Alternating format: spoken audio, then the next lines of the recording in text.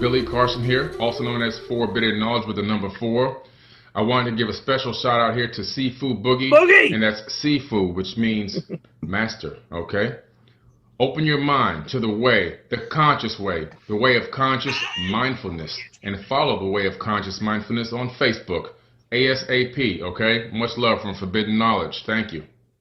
My name is Emily Harrison, founder and director of the Akashic Academy and mentor to other lightworkers in the realm of the Akashic Records. I gotta give a shout out today to Sifu Boggie, my personal Sifu. I wanna invite you to open your mind to the way, the conscious way, the way of conscious mindfulness.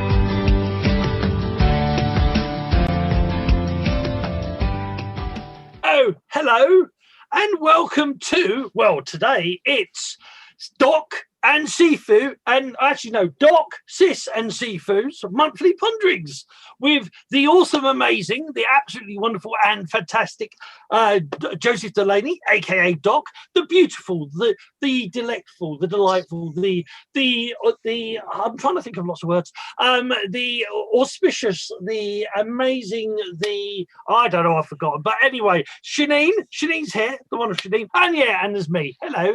So welcome to this month's ponderings. We while as normal, Boggie was having a little bit of chaos. We was having an interesting conversation. Are we going to repeat it, or is it one of those conversations that never be said ever again? No, so but welcome.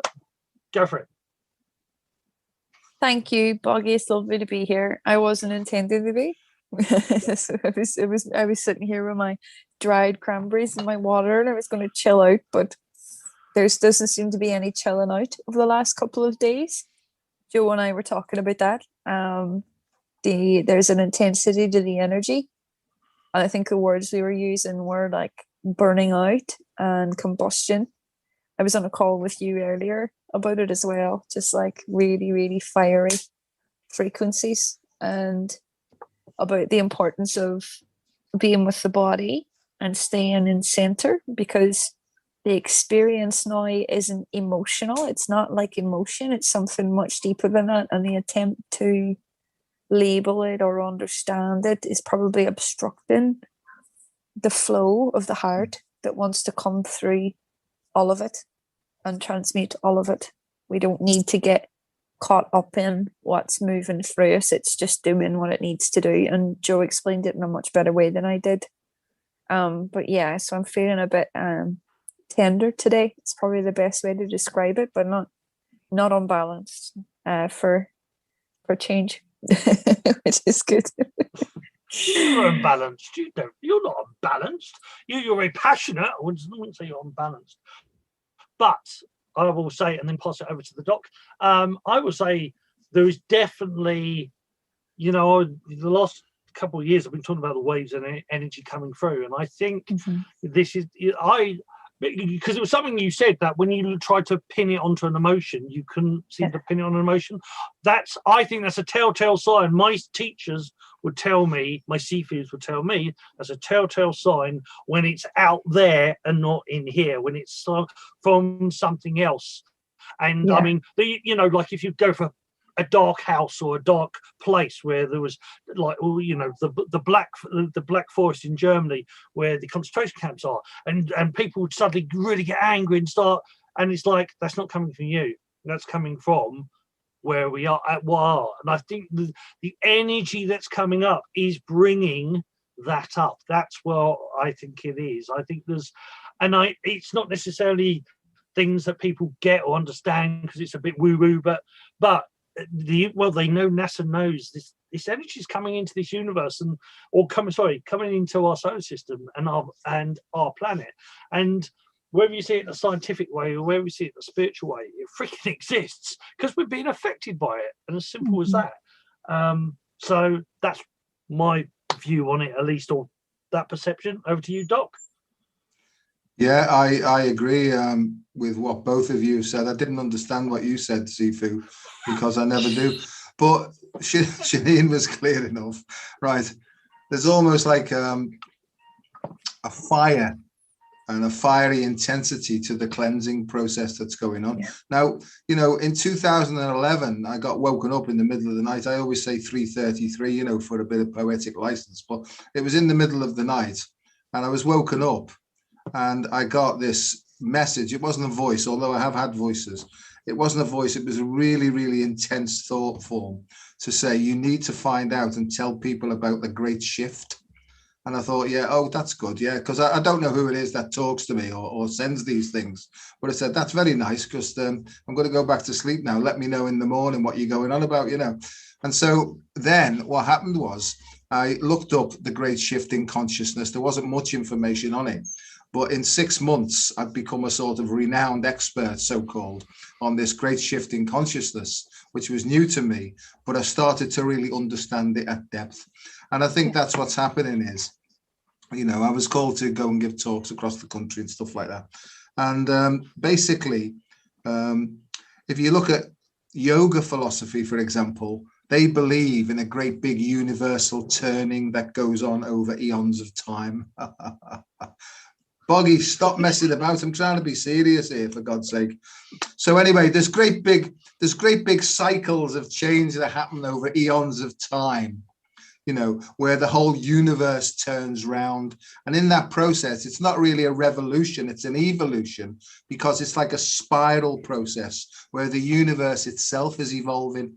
And because we're in this universe, you know, then we're evolving as the universe evolves as well. Because as without, so within. That's the principle of correspondence, you know.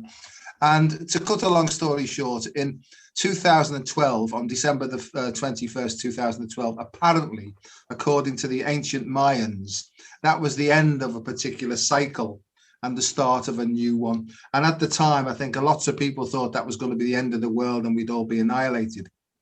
But in actual fact, it's almost like one page was taken away and a new page started, you know. And I think over the last, and it's, you know, in this sort of great spectrum of time, 9 years isn't a great deal of time, really, you know. And over the last 9 years, I think more and more and more people have been awakening, if you like, and waking up to the fact that things aren't necessarily what they appear to be. And there's a lot of stuff that's been going on under the surface that's now being brought up, if you like, to be cleansed. And over that time, I've been sort of reintroduced to the sacred feminine energy. You know, I didn't understand any of these things, you know, and, you know, Isis. And what's happened to me is I've reconnected with an ancient understanding that I seem to have about what's going on in ancient Egypt, you know. And all my life, I've almost been guided by somebody or something or an energy called Imhotep. And Imhotep, he was the architect of the Great Step Pyramid in Saqqara in Egypt. And it was the first pyramid that was built, right? But not only was he an architect and understood geometry, but he also understood the principle of vibrational medicine as well. And that's my field now, is energy medicine. Now, at the time, I was just a simple sort of biomedical scientist who didn't understand all this wavy stuff. Well, I did really. I understood it inside, but I didn't really understand the theory of it. But over the last 9 years, it's almost like as information's come to me and I'm getting more clarity. Have I got it sorted completely? Not in the slightest. I think I get bits of information that comes to me, and then it takes me a while to break it down into manageable chunks. So where I feel I'm up to is I get a feeling first, and sometimes I get pictures and sometimes I get words and stuff. And then I almost have to step it down and break it into small portions to be able then to sort of give the information out to people and stuff like that. So I don't know whether that was anything to do with what you asked me about, but I think, yeah, I know what I'm coming to is that there's a lot of stuff that goes on in the invisible realms that science won't have anything to do with, because science needs to see it. It needs to be able to reproduce it and all these sort of things. And I think that there are etheric formative forces that are at play that are actually impacting upon our consciousness and the way that our mind works, to change the way that our bodies work, to bring in this new sort of human being. Other than that, just being a simple sort of a day, really. Death and rebirth. Death and rebirth in continuum, and a remembrance inside of the consciousness of previous ancient incarnations. About 3 or 4 weeks ago, I was with India, and it was Hindu wisdom, and integrated the feminine aspect of Ganesh, who appeared to me when I went inside. Over the last number of days, it's been the Far East, and the synchronicity as well as the symbolism and the energetic has all been tied up in ancient Taoist Chinese wisdom. The reason why I'm open to this is because I'm still, and because part of me doesn't care. Yeah. There's some level of this where you need not care, right? Your focus is on the physical experience, the human experience, the immediacy of your immediate life. When we give ourselves over in devotion to each moment and each person we meet in our day, present to that, then we're getting out of the way of whatever this very great shift is. Our magnitude isn't meant to be understood, but we get enough to understand, just enough to understand. And there's nothing more than that to understand. The information that comes in is very momentary. So in essence, it's useless. The only way it can be helpful is by having these discussions and saying, well, I physically feel it this way. I've observed this. But each person, and I've heard this very clearly many times over the course of the last couple of days, is having a very unique experience. And the reality that we're in, every single person has been here before many times with us. There isn't a single person inside of our reality that we haven't done a dance with in thousands and thousands and thousands of lifetimes since. And it's these rules that we are reconnecting to at this moment in human history and releasing everything we previously were. You know, the idea of new now is much bigger than it was previously. It is not just new as we used to speak on it, building from the old. It is a literal releasing and flushing of all of these ancient energies. And the identification that we make with that only holds it up. It holds up the process. So I'm not in a place right now where I understand a thing, because I don't. And I'm seeing a lot. I had some really weird stuff happen with Steve last night. I don't know whether I'm allowed to talk about much of it, but I wrote about it very briefly. There was like the Tai Chi symbol came in. I was working on his energy. I saw a dragon at his solar plexus point. And there was this sort of energetic dance that we did that I had not. It's like we were both ourselves, but a deeper version of that. And this experience with him was sort of introducing him to a sensitivity to his own body. And it was like necessary for me to kind of introduce him to it, to kind of step into that for now and play that role so he can be aware of it within himself. But our days are ordinary. You know, the days are ordinary. You get on with it. You have to get on with it and not get caught up in your head about any of this, because we're not the only ones who are experiencing it. Everybody is going on, you know, about their days right now with ordinary issues and ordinary challenges. And my highest choice right now is to just take care of myself. I'm taking very good care of myself. That's all we can do. I think that's all that's necessary at the moment. Very quickly, so it's the Kali Yuga. you two were both talking about the Hindu cycle, and it's the Kali Yuga that we are said to be in right now. But like the Mayan calendar, it's not the end of the world. It's just literally the end of a cycle and the beginning of a new cycle. But there is a great release, or a great release of I think it's where, in religions, the apocalypse, but apocalypse just means change. It means new beginning. And I think it's more of the shedding of an old to awaken to the new. But there's an interesting thing, Sis, you just said, which reminded me. The American Indians say this, and the Taoists, my Sifus and Taoists in general would say as well, that there are at least two worlds we exist in simultaneously. Well, they would say, Taoists say three. You live the physical world, the emotional world, and the spiritual world. So it's the emotion, the emotional world where a lot of people in their foreheads of all the past. They said this or said that, and she said the politics, as I could call it, because the one thing that people think politics is politics, but there's politics in freaking everything I've ever come across. In Tai Chi, in Qigong, in stamp collecting, there's all so they're they're holding their stamps the wrong way round, and this and that. It's like, and that's the emotional world that we live in, the physical world that we have as well. But then there's what's coming up, I think, as well, is the spiritual world. Is this spiritual? We're seeing more stuff. We're having activations of these symbols behind me. For those on audio, these symbols that are behind me, that in the ancient knowledge, you saw them as a symbol, but when you knew you was awoken, when it became 3D, when you saw it in the physical, like in a like on a computer screen or in virtual reality, and it comes alive. And when you see these things come alive, you're in the spiritual world. But these three worlds, the ancient Inuits, the ancient American Indians, all of the ancient cultures, they would say that these are as real as this one. And that's the thing, like in science and modern society is trying to say, oh, that's just in your head, and that doesn't exist.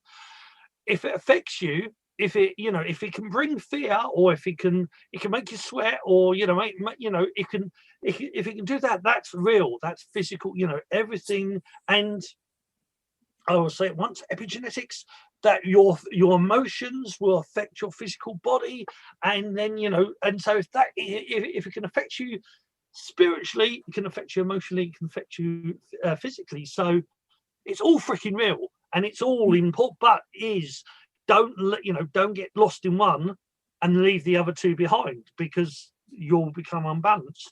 The biggest thing in the West is that you hear, oh yes, the monks go off to the mountain. But it's only in the East you tend to hear that the monks come freaking back, or the hermits that go in the mountain, if they haven't actually turned into light and disappeared, they tend to come back to teach the rest of us some stuff, because if they don't, it's a waste of freaking space. It's a waste of energy. So it's that whole thing of that, all this information is important, but don't give up one for another. You got to go. Yeah. Bye-bye. It's lovely to see you both. Love you, sis. And you, okay, darling. I'll catch the rest later. Okay. But I was just going to end saying, don't, those three, at least those three realities are real, but don't get caught in always, while you're in this physical form, you have to try to balance the other two. Over to you, Doc. Yeah, I agree. And it was lovely to see Seanin as well. And everything she said, I totally resonate with, to use that expression, because I think there's loads and loads and loads of people, all at various stages, if you like, of escalation. It's like an escalator, and I think some people are a little bit further ahead. They could be called way showers or whatever. No better, no worse, just at different stages on this whole process, And I see it in a cyclical way, really. I don't see it in a sort of a line where there's higher and lower. I see it as just a different place on an escalator, which goes round in cycles and things like that, you know. So yeah, I've had two very long conversations today, funnily enough, about epigenetics. And it's an area that I'm particularly interested in, because I think, you know, genetics and epigenetics, genes, right, basically are codes that construct proteins. But the epigenetics is an overlay, in my view. It's an overlay of previous past reactions to life that were defensive. You know, if you want to call them coping strategies and whatever, but they're almost like obstructions to the free flow of the energy that's coming from the primary DNA, the primary smile of the universe, if you like. I'm just going to say this as it comes out, you know, because in some Buddhist traditions, they call that the original face, you know. Some people might say God itself or love or whatever, you know. The problem is we try and personify these things and put a body picture to these things, and that can obviously obfuscate and block things, you know. So to me, what I feel is it's an open and flowing energy. And complementary therapies believe that any pain is a consequence of an obstruction to the free flow of this energy, which we can call unconditional love, you know. And so what is causing the obstruction? It could be, right, fear or pride. There's only two things that obstruct the free flow of love, in my opinion. And the love's not coming from the human being. It's coming through the human being from the universe itself, you know. And so what blocks it? It's some sort of defensive mechanism, right, that obstructs the flow. And I think that's where we're up to now, is that we've been misled and misguided through our ignorance, through our naivety over a long, long time. We've almost been led by the nose into desires that we could never sort of get or achieve. And we've been taken away from the primary purpose of life. And this is where ancient Egyptians come in. You know, and they believed that the primary purpose of life was to find your soul's purpose and to construct a beautiful and joyful life based upon your innate intelligences, your particular individual talents or skills, you know. And I think that's what's happening now, Boggie. I think people are turning inwards now to look for the answers rather than turning outwards. And unfortunately, there's still a lot of people who are turning outwards and switching the television on and listening to that and still being misdirected and misguided by a lot of stuff. But my understanding is that you get to a certain point where you just realize that everything out there really is just to distract you away from finding your true essential self. You know, and I was saying to Seanin before, you know, I saw a program on the television at the weekend where the pharaohs, you know, and the sarcophagi of the pharaohs were being moved from the old museum in Cairo into this new construction, you know, and it completely absorbed me. For 3 hours, I was just sort of in there. I felt like it was a whole part of it. And all my life, I felt that I've been guided by this sort of consciousness, you know. I'm not saying that I was like Cleopatra's sidekick or anything like that, but I think when you go into various aspects of your mind, I think you can actually tune in almost, right, to the information streams from ancient times. And I think that's what happens to a lot of people now. Just something else that's just come into my mind, and I'll pass over again. You know, I've also looked at a lot of Rupert Sheldrake's work on something called morphic resonance. You know, and he believes that there are streams of consciousness that have been developed and never go away. They're always there. Every thought that's ever been thunk, right, and every stream of consciousness, it's still there in the universe as part of this great whole, you know. And you can actually, as you get better and better at meditation and sinking deeper, you can actually align with various consciousnesses from the past and almost be fed by this ancient wisdom. And that's what I'm trying to do. I'm trying to tune into the ancient wisdom and combine it with modern neuroscience to make something that's more understandable to the general population, so that we can actually, and this is the, I will shut up now, we can actually use simple, practical techniques to be more emotionally calm, to think clearer, and to make better, more intelligently kind choices. Over to you, sir. Indeed, what he said. yeah, and I think the biggest thing, or is to watch out for the distractions. Is that ourselves, our higher selves, universe, God, banana, what you want to call it. I think there's always, the whole point of this universe is that there's always something to distract you. There's always, I think, don't think. Yeah, you're always striving to, to have a good life, and always striving to have a good day. But there are waves, there are ups and there are downs. There are low points and there are high points, and it's that whole point of that when you are in the funk, when you are, and not the 70s funk, that was quite good funk. Yeah. But when you are, when you are in that little slump. Anyway, stop it, Boggie. For those on audio, Boggie's dancing, which is probably, I'm saving your ears and your eyes because you're on audio if you're on the podcast. But yeah, the whole point is that we have these waves, we have these dips, these ups and downs, these dips and troughs, and the whole point is that they give you opportunities to learn from. I think one of the biggest lessons I learned. For me, like with the Taoist stuff, and a lot of people talk about the hero's journey or shadow work, and it's like, but the biggest thing is that the shadows are your Sifus. All your biggest traumas in life, everything is your Sifu, and so therefore, you need those lows at sometimes just to give you opportunity to look up. You need those things to understand. But also, which you've just mentioned and Sis mentioned, is that so that's part for me, the emotional world, of understanding those troughs and highs. But on the spiritual side, you're going to get hints of the past. The past is still, it is the past, but it's also a lesson. So if you said that you have a great connection with watching on TV or something, and it's the Egyptian stuff, look into it. It's telling you something. It's giving you a way of moving forwards. It's giving you more information. Don't dismiss anything. Is what I'm trying to say. Is that everything is teaching you, and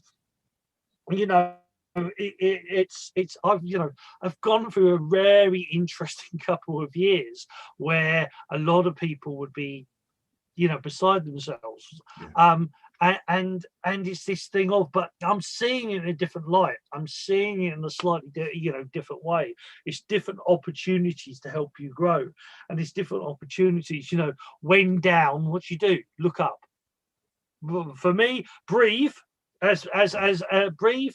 Hand on the heart, as the mighty Doc would say, but also look up, because that's where you want to head. Don't look where don't look at it. If there's something in front of the car and it's heading towards you, don't look in the rearview mirror.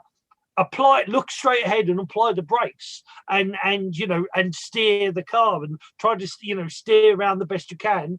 Or if you can't get out of this way, you brace for impact, but in a relaxed way. Which I've actually learned is that if you tense up in a car accident, you actually do more damage. Actually, relaxing is one of those situations. I learned a metaphor that actually, when an impact comes, when you do deal with something, if you actually deal with it in a relaxed way and you sort of go with its flow, it actually does less impact. It actually, and that's physical, as in car accidents, but it's also like life. When something happens, embracing with it and oh my God, and getting caught up in that tension is not actually going to help. You need to let it go and go with the flow and look up and find keep with that positive attitude. I think, I'm not saying that, you're like, Mr. Hat-like Joker and have this permanent grin on your face, but because I do believe, as a Taoist, I very much believe you should find your flow and try to stay balanced. But if upset, if angry, scream, shout, wail, have a tantrum like a little child, do what you need to get it out, because of epigenetics. If you don't, it will cause issues. So get it out and let it flow out, and then move on, and then find a way forward. And I'm going to stop talking. So over to you, Doc. Yeah, if there's something playing on your mind, best get it off your chest, and find somebody that you can trust who won't give you any advice as such, just as somebody who will listen while you express it. Because my feeling is that everybody's got the solution to their own problems if we fully express it. I see that it's like ticker tape, and you've got to fully express it until all the ticker tapes come out, and then the solution's at the end of it, which might say turn left, and that's the solution you've been looking for, a simple, straightforward solution to all problems. And as you say quite clearly, to me, my life has become about simplicity now. These are Taoist principles, actually, simplicity, balance, and I'm just trying to remember the others. So we've got to remain sort of empty, and to make sure that there's space there for new, fresh information to come in. But in order to do that, sometimes to create space, you've got to let go of the old stuff, And I think what Seanin was saying before is, this is a new situation we're in now. We can't rely on anything from the past. We can't rely on our knowledge from the past. We've basically just got to rely on our innate intelligence to guide us through every single situation that's coming up, because I don't feel what's happening now that we've ever experienced anything like this in the human race.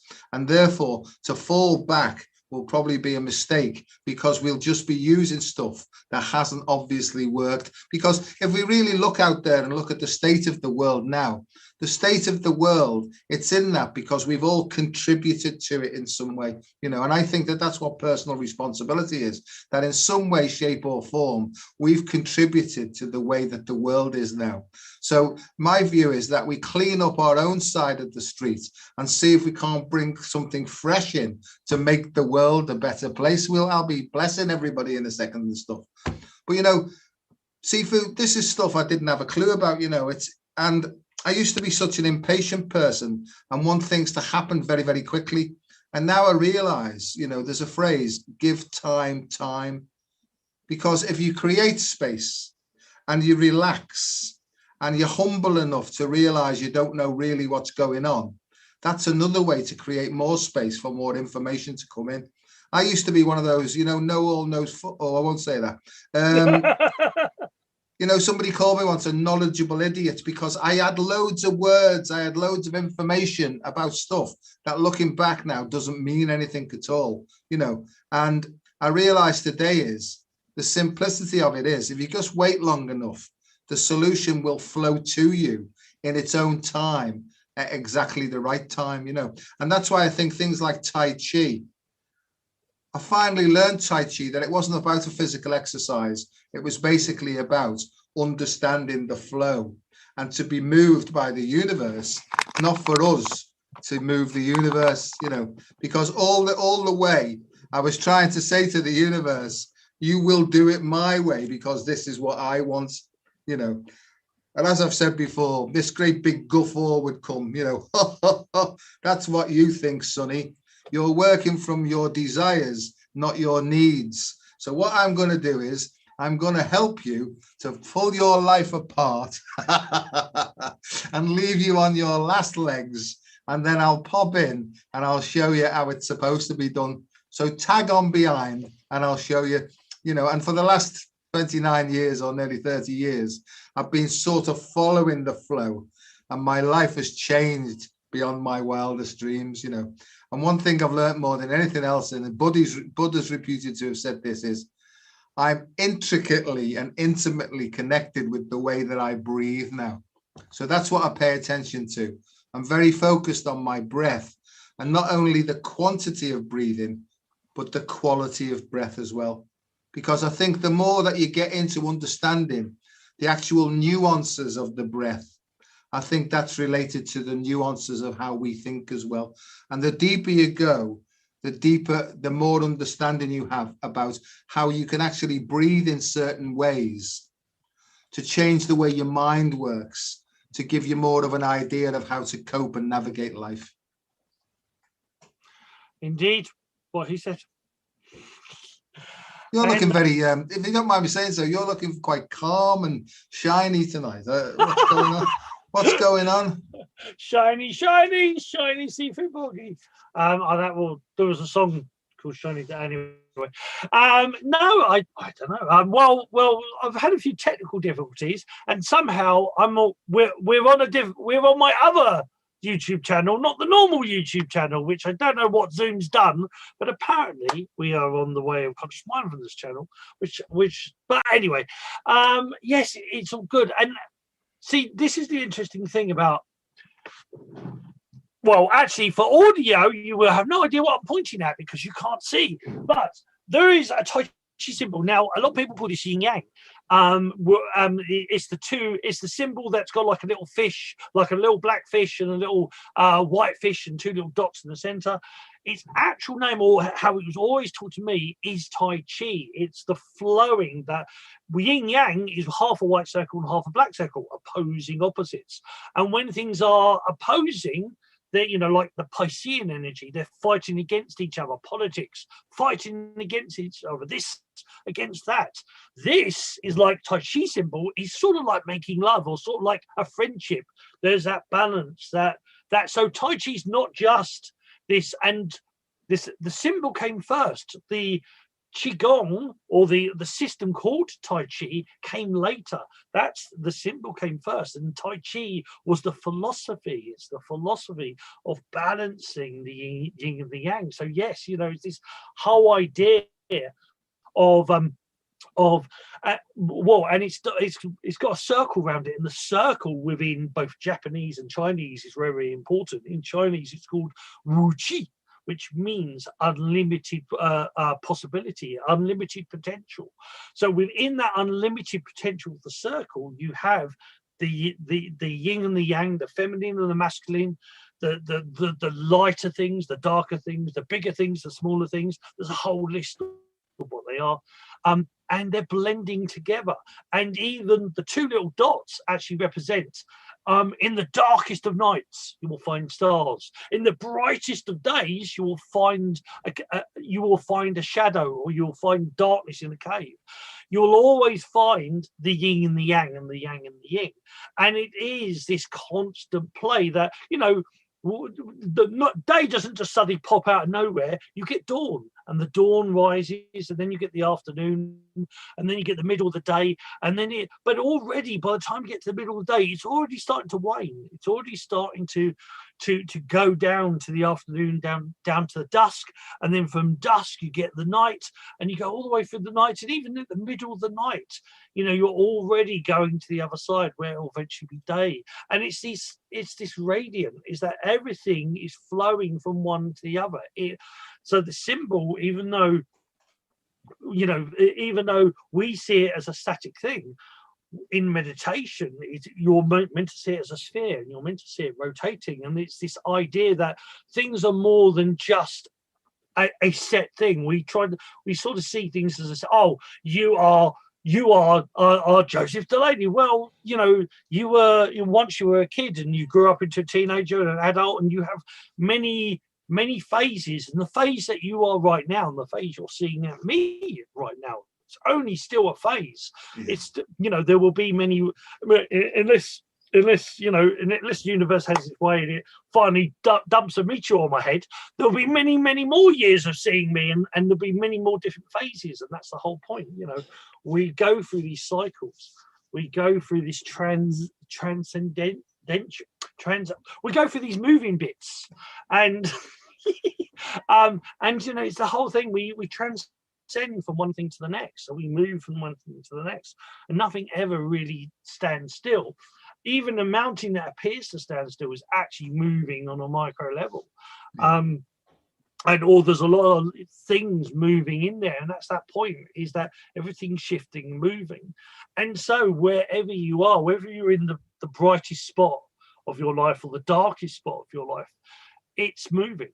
It is moving. So if you're in the brightest spot, if you're having a great day, freaking enjoy it, appreciate it, thank it, and go with its flow. If you're having the darkest moment of your life, again, thank it, appreciate it, know that if you look up, know that it has to change. It has to shift. Everything shifts. Everything moves and transcends. But as any good Taoist should say, hey, what do I know? And over to you, Doc. Actually, that's what every good Taoist should say. Over to you, Doc. Yeah, that will be an evolution of the Tao, right? Yeah. So, if I do anything, mate, that's what I'm going to have. Is in 5,000 years scriptures in the future, I'll just say, over to you, Doc. Yeah. Who is this Doc? Who is this person that the great Tao speaks? But anyway, it's continuum, isn't it? It's like a thermometer. It's like a thermometer. At one end, there's 0 degrees. At the other end, there's 100 degrees. One represents heat. One represents cold. But when does heat become cold? Because for different people, it's at different places, isn't it, really? You know, so it's a subjective experience of this sort of continuum. And I agree, you know, there's a lot of stuff happening in my life now that over a few years ago, I'd be on the drink now because I'd be unable to handle these things emotionally. And I seem to be in a place in my life now where no matter what's coming in, I seem to be able to maintain a sort of equilibrium now most of the time. I haven't got it fully cracked, you know, but I seem to be outside the box of actually what's going on in the world as an observer, really, a sort of global or universal observer. But I have an ability to step in if I need to. And most of the time where I used to step in, where I thought I was being helpful, it was just interfering in other people's lives, you know.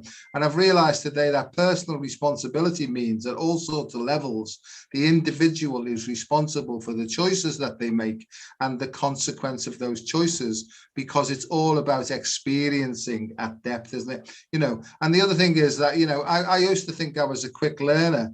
But looking back, I was really, really thick, really slow, because things repeated themselves that often, but I didn't have any space or enough space away from it to see that these patterns were repeating themselves very often as well, you know. So, I mean, I'm starting to understand more and more about how karma works. And even karma from 3,500 years ago might be impacted upon my life today. Because where I'm at today is a conglomeration of everything that's gone before me down my own ancestral lines as well. So these are things that are coming to me, understandings that are coming, you know, and in cardiac terms as well, because I work a lot with the heart and stuff like that, you know. I've learned that in medical physics as well, there's something called long-term anti-correlations. And I didn't know what that was at first, but it's basically karma, because actions from the past can still be impacted upon our heart rhythms now. So we can actually change the way we breathe now to almost balance out all the damage that was caused years and years and years ago. It's a fascinating subject. But my prediction, if you like, based upon what's happening is, I think medicine will change within the next 5 to 10 years out of all proportion, and medical physics will be leading the way, because medical physics understands things like electron spin resonance and computed tomography. You know, those big CAT scans that you go through and all that. They're using physics all the time there, and an understanding of how oxygen works, how electrons work, and certainly how water works, you know. Because water is so important, because the waves from the great central sun will impact upon our sun in this solar system, which will then impact upon the water in the atmosphere. The electromagnetic waves impact upon the water. It penetrates our skin. It impacts upon the water in our connective tissues. That then impacts upon our cell membranes, which allow energy in or out, as the case may be. In the end, that will impact upon the way our DNA expresses itself. So in a way, it all comes down to the sun, light, sound, water, vibration, energy, frequency, because everything's moving at different levels all at the same time. Wow, indeed. And that's really interesting, because the sun thing's come up a lot for me recently as well. There's a lot about the whole sun energy, and going back to for me, a little bit controversial topic to some people, but like sun gazing, like dawn and dusk, and just allowing the sunlight, to come in. Not necessarily staring directly at the sun, because what always makes me go, oh, you stare at the sun, you go blind. Well, you go outside, don't you? And you know, so you're outside and the sun's there, and you're still, you know, I don't look directly at it, but you know, the whole idea of sun, dawn and dusk is as it's setting, and you can draw that light in.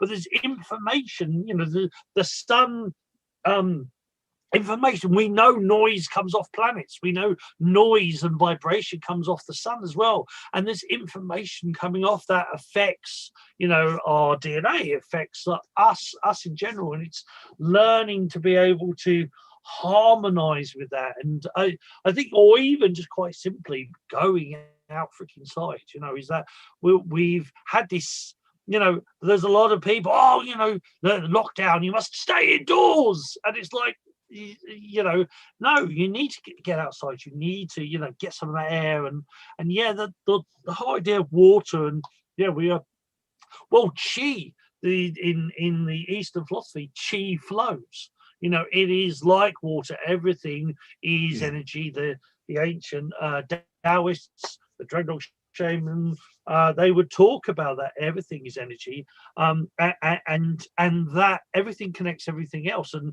when in quantum physics, they call that the field. That you know, the field is interconnected to everything. So you know. And science is going, or quantum physics is going that way. That field is affected through your thoughts. It's affected through your emotions. Through everything affects everything else. And I think, you know, it is interesting. Like this waves of like a. Well, all three of us. I had it in a slightly different way, but you know, the anger that we're feeling right now. I think, you know, look at the world's angry. You know, the world's been, you know, for what, you know, doesn't matter what, you know, how you, what you see what's happened, but you're angry because you can't do what you could used to do like 2 years ago. Everything's changed. People are angry because they feel more and more restricted and more and more closed up. People are angry for all sorts of reasons, and that anger is building up. And it's a swell, but it's like, don't get caught in that swell, you know, to flow around it, but don't, you know. I learned this technique, and I've mentioned it a couple of times now. I learned this technique from my Sifus, that they wanted to teach me about the flow of the universe. So what did they do? They threw me in a river, and they said swim to the side. And it was a really strong river, and I swam to the side, absolutely knackered, pardon my French. And I got up to the side, and what did my great Sifu do? He pushed me back in and said, "Now flow with it." And so it's like I was too tired to struggle again and try to swim out. So I literally just kept my head up, and eventually the river treated me like a big log, and it pushed me to the bank. And the metaphor is that when you struggle against the universe will give you something to struggle about. You'll be fighting against the tides of the universe, the flow of the river of the universe itself. But when you let go, metaphorically, whatever that is, but when you flow with it, you'll naturally find yourself to you know, finding a resolve. You'll naturally find yourself being pushed to the sides. So there is this thing of stop trying to fight against yourself, especially your emotions, the society, you know, flow. If you want to change things, then you do something, you know, don't worry about the rest of the world. You do it in your way, you flow in your way. But, you know, and it's about, you know, it's about that. Stop trying to do revolution, do evolution, evolve, change naturally. You know, it's very much one of my big things now. And, you know, one of the things I've learned is like through, you know, sometimes for me, doing lots of Qigong and lots of meditation, stretching, Neigong for me, and Qigong, that's given me the energy to find the solutions to do other stuff. Because when you've got no energy, There is no way. You're too knackered and you're too blind to see what's going on. But building up, when you create that clarity through meditation, when you create that energy to actually do, when you get that opportunity to do what you need to. So laying still and to get near that river bank, and then you grab and pull yourself out, at the last moment. But it's learning for me, like these techniques have helped me. You find the opportunities and go with it. You go with the flow, and then when the opportunity comes, you're ready to grasp. I think too many people are so busy kicking and panicking all over the place, and when the opportunity presents themselves, they're too tired or too blind to see it because there's so much in red mist. They don't actually see the opportunity going by. Over to you, Doc. Yes, that was a good story. That the metaphor that will remain with me from your story was the big log. Anyway, that's the way my mind works, you see, Sifu. So I agree with you, and I think where we seem to be now with regard to the world and its people is we've come to a sort of the final obstruction where the world is built almost opposite to natural principles.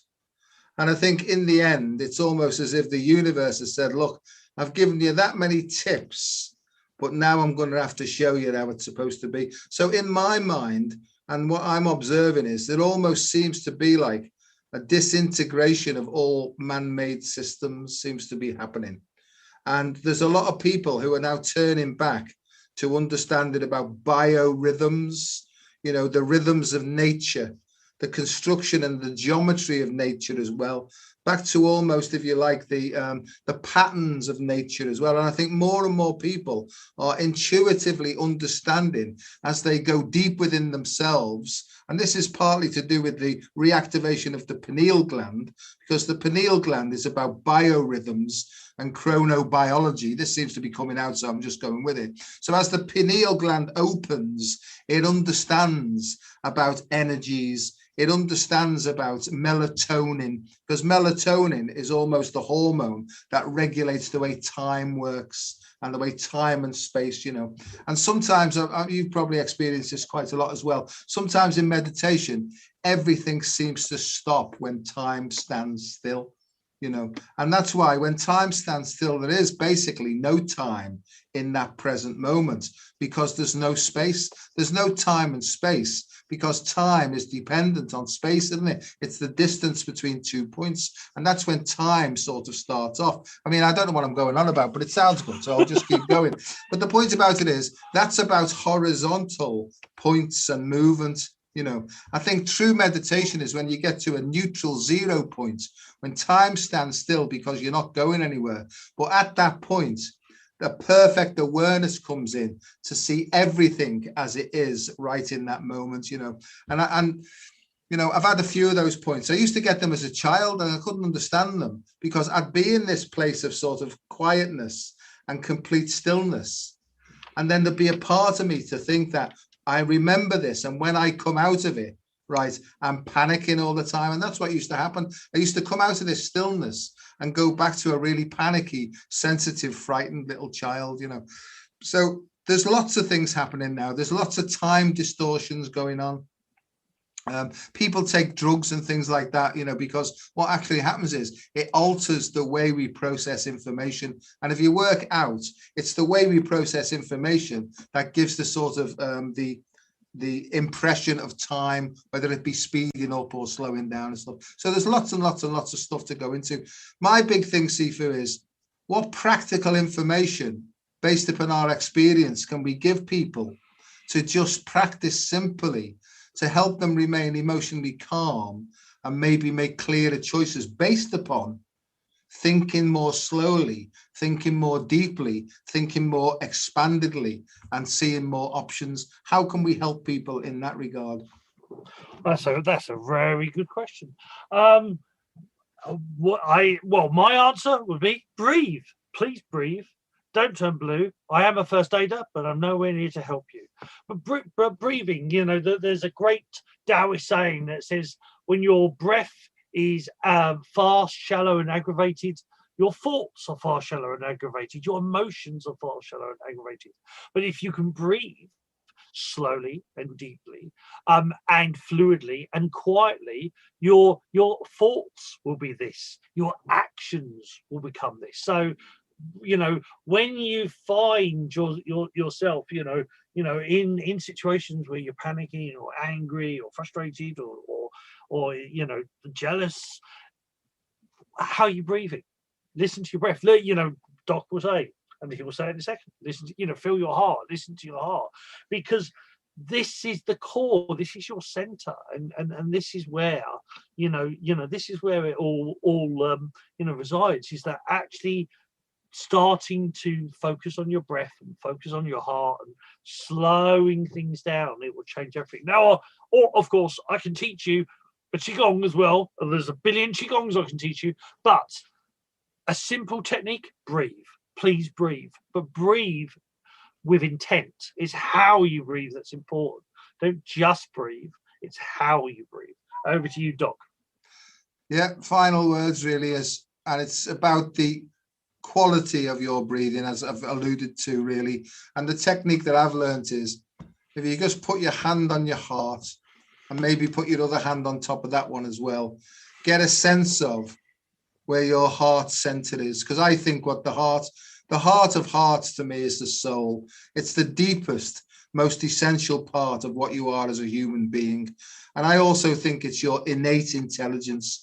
And innate intelligence means that you're born with this thing. It's not something that you've made up with your ego mind. It's something that you came with. And basically, it's the seat or the source of intelligence. So my feeling is, get a sense of where your heart center is, and then try and find a gentle, caring, loving, light-hearted feeling. And just as Boggie says, is become aware of your breathing then. But breathe in that gentle, beautiful feeling all the way in. Stop for a bit. Collect all the stress and tension that's inside of you.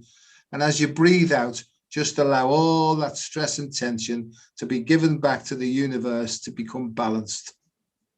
And then breathe it in again. Now, the thing is, the slower you can breathe up to a point, the better.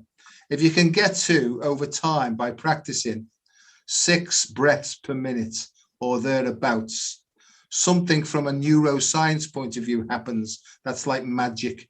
The yin and the yang, the masculine and the feminine components, and the sympathetic and the parasympathetic nervous systems start to work in a complementary and what's the word I'm looking for? A balanced union. They start to work together. So the complementary opposites start to work in harmony with one another.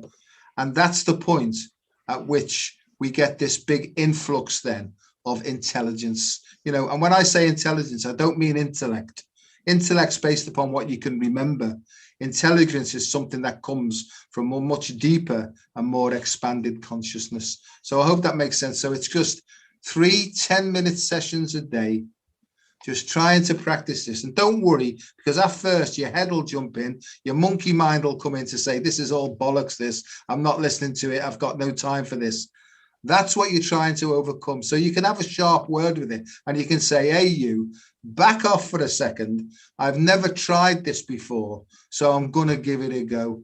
And I swear to you, this simple technique has changed and transformed my whole life, right? And that's why I'm so passionate in trying to pass this on, because I know that it's worked for hundreds and hundreds of thousands of people. And if you're suffering from any stress, anxiety and depression, I swear to you, give yourself a fair chance, have a go and see how you get on. And if it doesn't work, hey, you've lost nothing.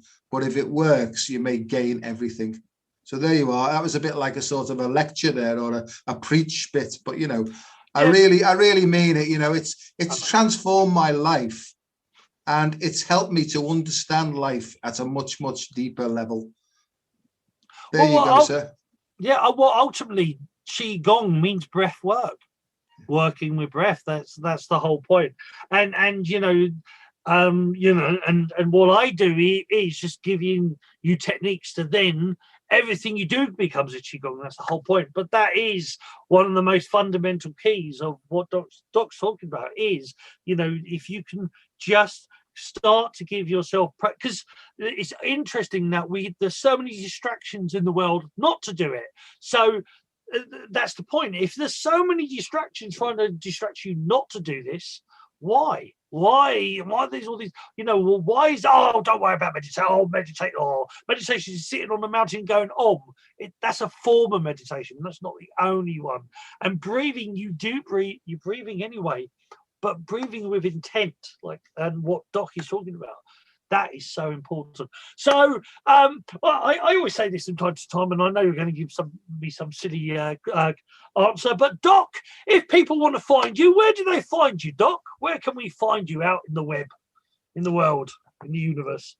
If you just look on Facebook, that's the only place at the moment, because unfortunately I've really got no time to do one-to-one stuff or anything like that. So I'm trying to bring out little sort of sessions where I'm combining ancient philosophies with modern neuroscience and putting it across in a simple, practical way that may help people, because there's no doubt about it. In this time we're living now, right, there's never been so much confusion going on, you know, and this simple breathing technique will help to dispel the confusion and bring us, you know, sort of clarity from this chaotic situation. So if they keep an eye on my Facebook page as well, I'm trying, some spaces being created for me in the next couple of months where I might be able to sort of rejig my website and stuff like that. But I'll let everybody know anyway. And cool.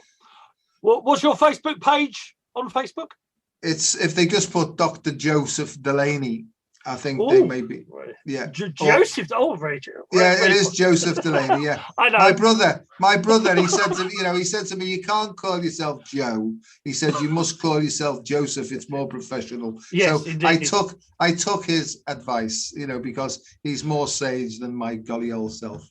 Indeed, it's all. So good. Sifu, God bless you, mate. I love you like mad, and see you next month, eh?